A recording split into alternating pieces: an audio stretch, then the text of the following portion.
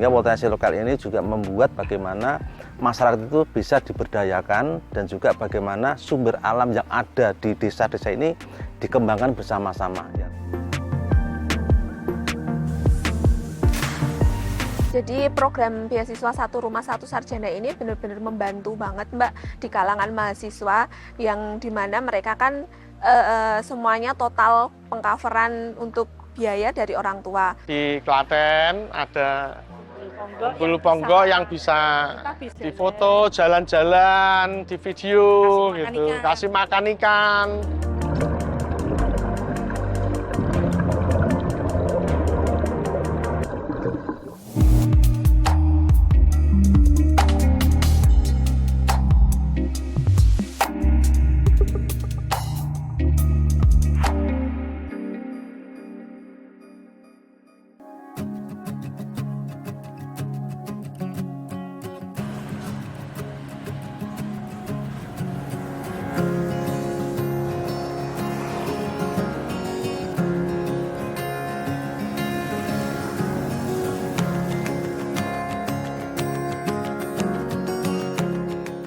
Jadi Ponggok ini secara geografis kami berada di dua kota besar, Jogja dan Solo.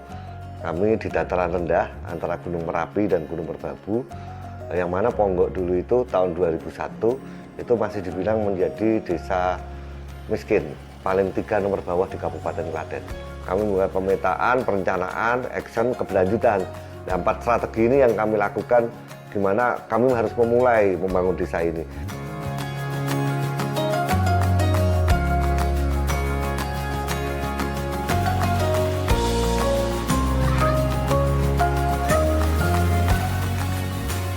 Kami memiliki sumber daya alam yang berlimpah, khususnya air. Yang mana air ini dulu cuma dibiarkan mengalir, paling digunakan untuk mencuci dan irigasi. Tapi dengan sumber daya air yang kita miliki ini, kami kembangkan menjadi destinasi wisata. Percepatan yang dilakukan di Ponggok ini, ataupun pariwisata yang berkembang sangat luar biasa ini, semua tidak lepas dari ilmu teknologi.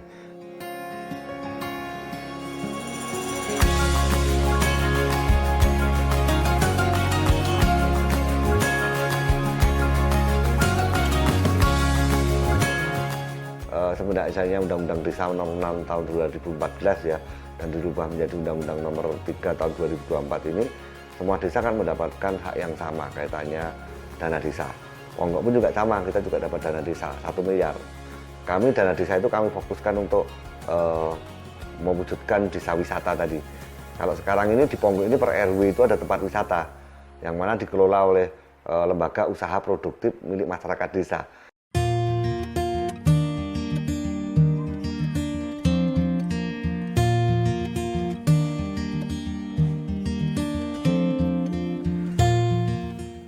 Laporan tahunan BUMDes itu kita mencapai 16,2 miliar dari 11 unit usaha. Itu kotor ya, jadi kalau untungan bersihnya sekitar 6 miliar lah ya. Yang mana 40%-nya itu harus disetorkan ke desa menjadi PAD desa. Nah, dari 40% yang disetorkan PAD desa inilah yang kita gunakan untuk satu program Satu Rumah Satu Mahasiswa, untuk BPJS Kesehatan Warga. Jadi klaim asuransinya BPJS itu dibayar oleh desa. Jadi memang PAD yang dari BUMDes itu kita kembalikan ke masyarakat dalam wujud benefit atau program-program unggulan tadi.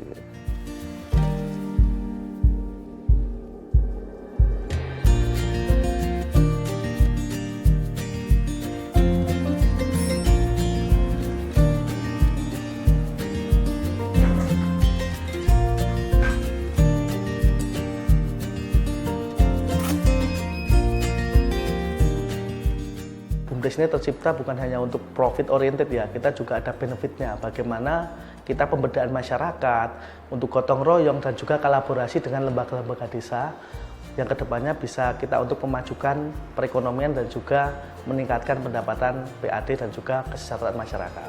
Pendapatan ini kan kembali ke desa maupun ke masyarakat juga.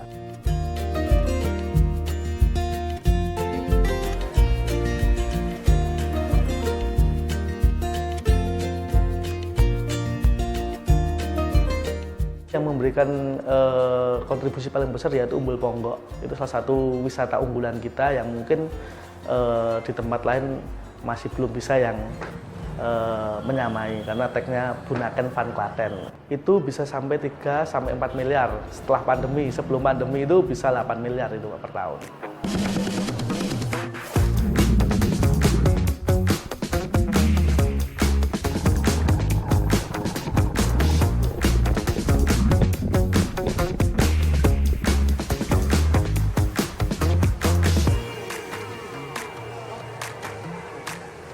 Nama saya Pak Untoro, saya asal dari kota Semarang.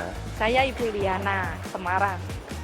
Saya pertama kali ke sini, ya, dan kesannya ya, begitu saya turun, kok ya sensasinya lumayan, biarpun agak dingin gitu. Tadinya nggak takut-takut, udah masuk, udah enak, Ya, nyaman. Nyaman. Dari temen ya, diberitahu kalau di Klaten ada bulu ponggo yang bisa Kita bisa bisa foto. air sini. Di foto, jalan-jalan, di video Kasih makan gitu, ikan. kasih makan ikan. Walaupun dengan dikit-dikit kayak dicubiti gitu, jari-jarinya cubiti ikan gitu. Cuman seneng. Ya seneng gitu lah. Ya tempat wisata ini bagus lah ya. Buat Gitu. refreshing. Refreshing, ya mungkin di hari liburan gitu ya.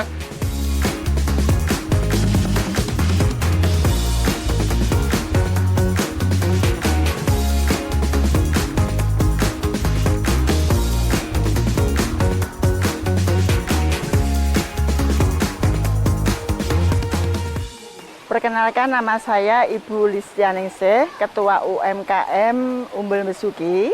Sebelum pengembangan desa wisata, kita banyak warga yang belum punya pekerjaan, pengangguran istilahnya. Tapi dengan adanya pembangunan desa wisata per RW, kehidupannya semakin menambah baik dan layak. Untuk wisata Umbul Mesuki ini tidak diperbolehkan yang bekerja di sini di luar RW. RW 4 itu semuanya ada kegiatan bekerja semuanya, tidak ada pengangguran sama sekali.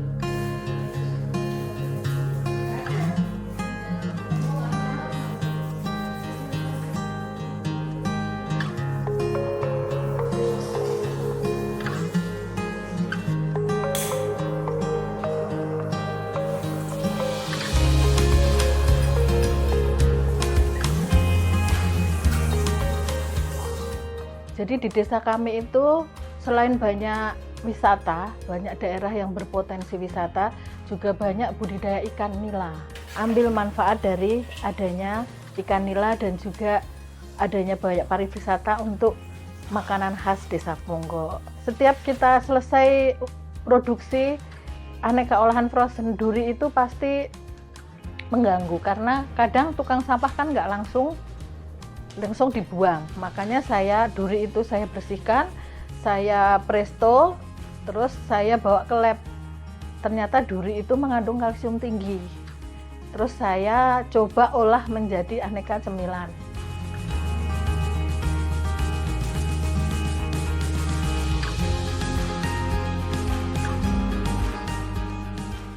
Snack duri itu snack dari olahan duri ikan.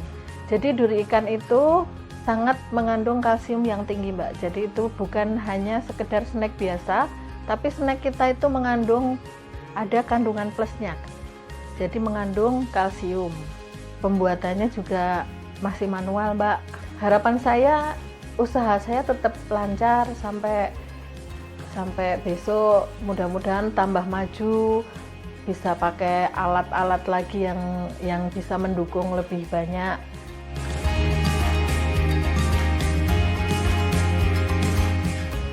Program Satu Rumah Satu Sarjana ini membuat kita itu lebih aktif ke desa. Jadi kita setiap ada event-event desa, ada kegiatan atau yang lain, diharapkan kita dapat membantu di desa ini.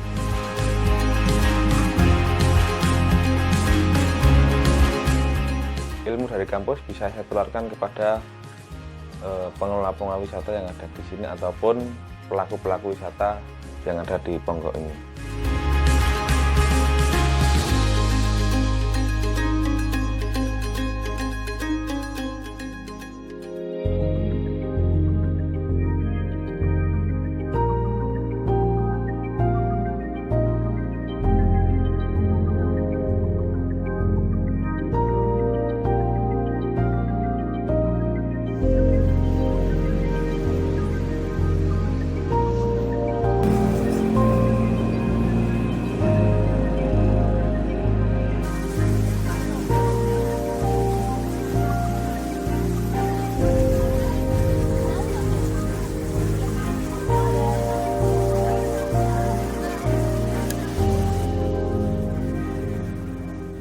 Jadi tahun 2007 awal kami memulai membangun Desa Ponggok ini, waktu itu kami itu kesulitan untuk mencari SDM yang handal di Ponggok ini.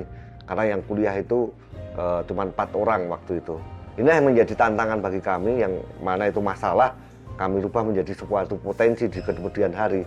Sehingga 2016 saya ada program Satu Rumah Satu Mahasiswa, yang mana mahasiswa di Ponggok ini entah yang kaya entah yang miskin kami beri beasiswa.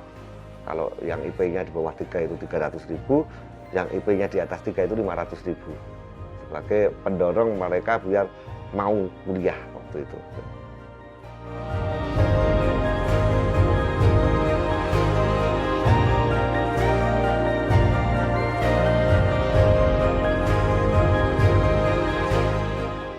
Mereka itu bisa kerja lagi di desanya kembali, ya. Sebenarnya kami tidak juga mematok mereka harus kerja di desa, tapi kebanyakan rata-rata teman-teman ini memang kembali lagi ke desa. Memang kami butuh SDM yang unggul, ya, yang saat ini mengelola jadi direktur BUMDes, perangkat desa. Ini adalah dari program Satu Rumah Satu Mahasiswa tersebut.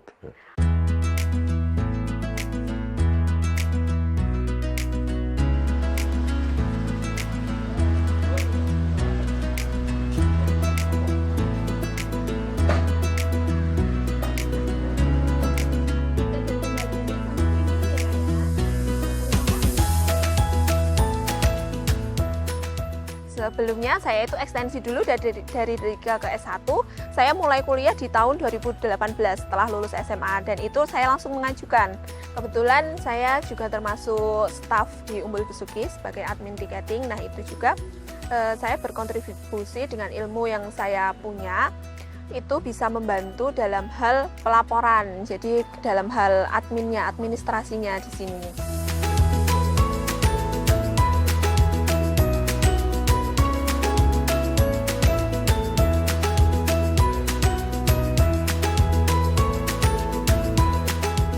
Jadi program beasiswa Satu Rumah Satu Sarjana ini benar-benar membantu banget Mbak di kalangan mahasiswa, yang dimana mereka kan semuanya total pengcoveran untuk biaya dari orang tua. Apalagi untuk anak-anak yang mungkin mereka kuliahnya jauh dari Ponggok ini, jauh dari Klaten misal di Surabaya atau di luar kota yang lain kayak gitu, pasti membantu banget sih.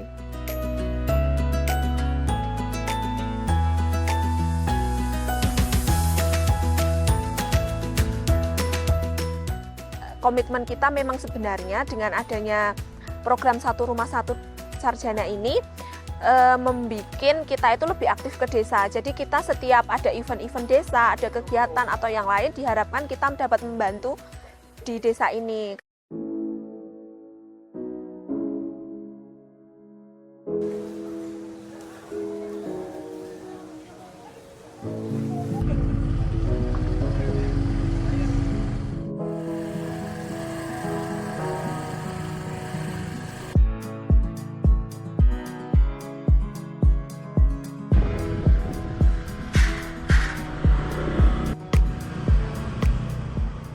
Perkenalkan, nama saya Bagus Dwi Tirta Raja, umur 20 tahun. Kesibukan saya sebagai mahasiswa di Stifram Yogyakarta. Awalnya saya berkuliah di Stifram Yogyakarta ini dengan alasan ingin mencetak generasi desa Ponggok yang berprestasi, yang mampu mengelola potensi desa.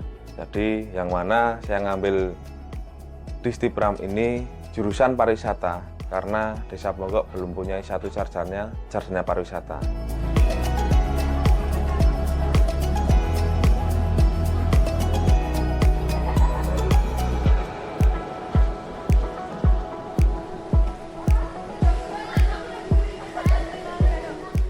Uang semester saya di kuliah di Stifram yaitu 2 juta Mbak, yang mana nanti saya dapat 500.000 dari desa, kemudian saya masih dapat lagi dari Ponggok Kreatif, alhamdulillah, untuk membayar uang semester kuliah dan untuk membayar perjalanan ke sini sampai ke kampus. Ilmu dari kampus bisa saya tularkan kepada pengelola wisata yang ada di sini ataupun pelaku-pelaku wisata yang ada di Ponggok ini.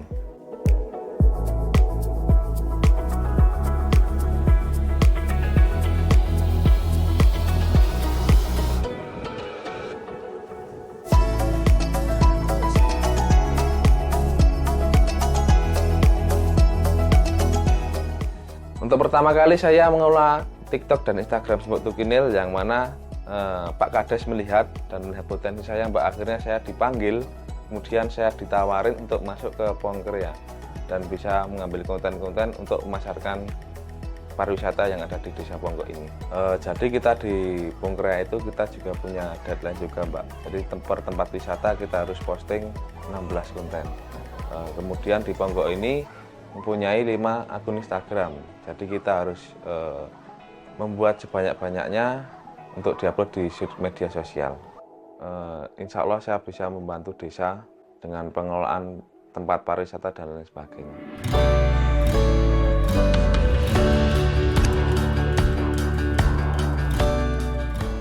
Menurut BPS ya, itu sebetulnya tenaga kerja terbanyak di desa itu tenaga kerja muda sebetulnya. Jadi umur 15 sampai umur 30 tahun, kemudian 31 sampai umur 49.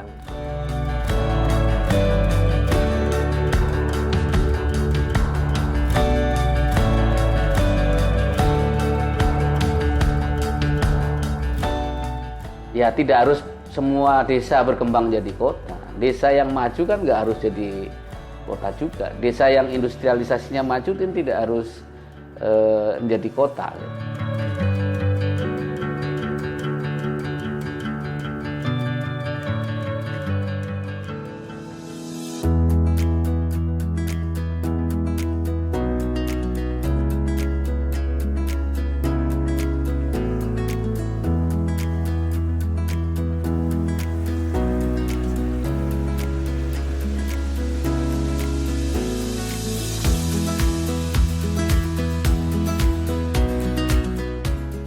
Kebijakan dari pemerintah bagaimana untuk mengembangkan dari kepala desa, tentunya ini kan sasarannya di potensi lokal, sehingga potensi lokal ini juga membuat bagaimana masyarakat itu bisa diberdayakan dan juga bagaimana sumber alam yang ada di desa-desa ini dikembangkan bersama-sama. Ya tentunya tak terlepas dengan pemerintah desanya, dengan BUMDesnya, dengan Pokdarusnya, yang ini bareng-bareng kolaborasi dengan masyarakat, tokoh masyarakat setempat, sehingga bisa memberdayakan masyarakat yang lebih untuk pengembangan ekonomi kreatifnya.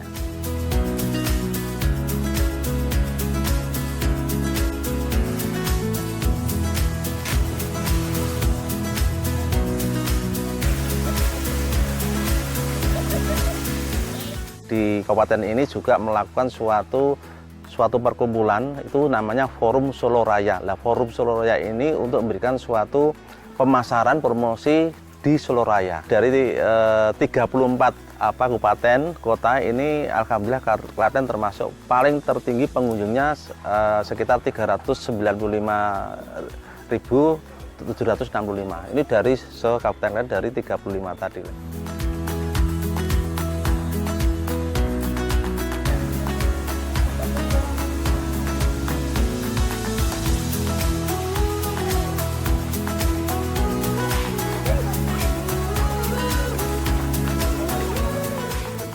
Bapak Menteri Desa dan PDT ya, Pak Yandri, ini sudah mencanangkan ada 4 prioritas ya.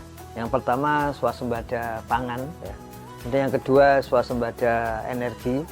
Kemudian badan usaha milik desa untuk pemasok utama dari makan bergizi gratis ya. Yang terakhir ini hilirisasi dari produk-produk desa.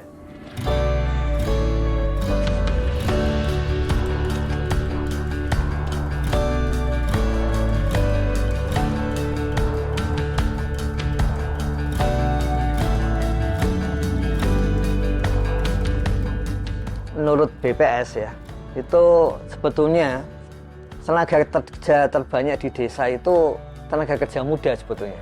Jadi umur 15 sampai umur 30 tahun, kemudian 31 sampai umur 49. Dan yang sekarang itu yang kedua, itu sekarang ada kebutuhan tenaga kerja yang tinggi. Sebetulnya kalau desa wisata yang sekarang sedang dikuatkan, Mbak, itu adalah yang berbasis lingkungan.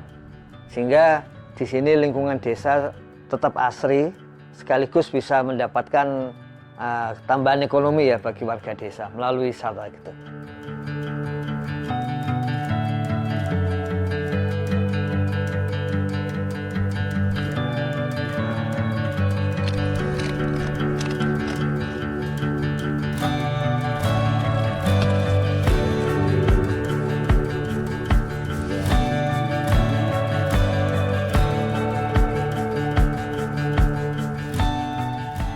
menurut Undang-Undang APBN 2025 ya, saat ini itu paling tidak maksimal 15% dana desa itu untuk BLT ya. Kemudian sebetulnya ada minimal 20% dana desa itu untuk ketahanan pangan dan hewani gitu. Kemudian yang 3% untuk operasional pemerintah desa. Tapi juga ada prioritas untuk badan usaha milik desa dan peningkatan tadi potensi ekonomi desa.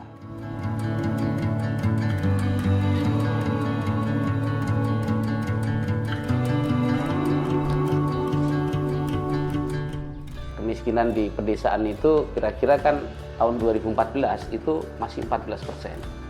Sekarang kan di bawah 12%.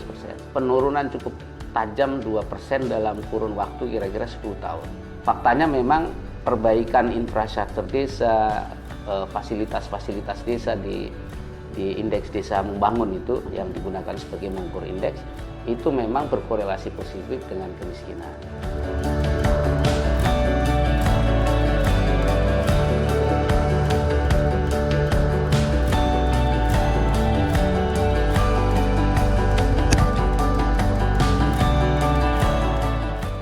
Ya tidak harus semua desa berkembang jadi kota. Desa yang maju kan nggak harus jadi kota juga. Desa yang industrialisasinya maju kan tidak harus menjadi kota. Gitu. Tetap bisa basis bahan baku, bahan komoditi pertaniannya tetap lebih dominan dibandingkan sektor-sektor yang lain.